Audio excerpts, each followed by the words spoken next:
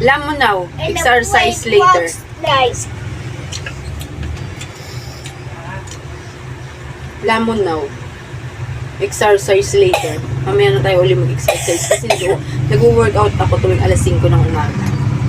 Kahit antok na antok pa ako, gumigising talaga ako para mag-workout.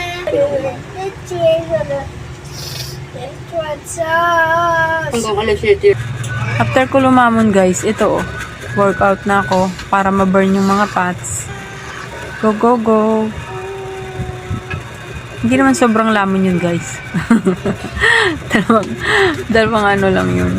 Dalawang matamis na, alam nyo na. Hindi ko na lang i-mention. Go, go, go. Workout again para mag-burn. Thanks for watching. Bye.